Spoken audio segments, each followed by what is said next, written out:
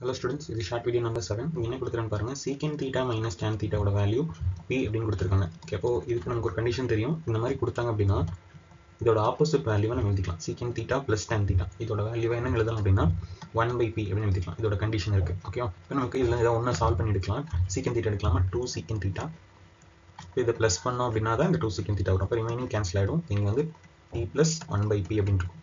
இப்போ இதை சால்வ் பண்ணோம் அப்படின்னா secant theta equal to p square plus 1 by இந்த 2 இங்கே வந்துச்சு அப்படின்னா 2p அப்படின்னு கிடைக்கும். இப்போ நமக்கு கண்டிஷன் தெரியும். secant theta அப்படின்னா அதோட வேல்யூ வந்து ஹைப்போட்டனஸ் பை அட்ஜசன்ட். இப்போ ஹைப்போட்டனஸோட வேல்யூ p ஸ்கொயர் பிளஸ் 1, அட்ஜசன்ட்டோட வேல்யூ 2p. அப்போ ஆப்போசிட் சைடோட வேல்யூ என்ன அப்படின்னு சொல்லி பார்க்கணுமா? என்னவா இருக்கணும்? p ஸ்கொயர் மைனஸ் 1 இருக்கணும்.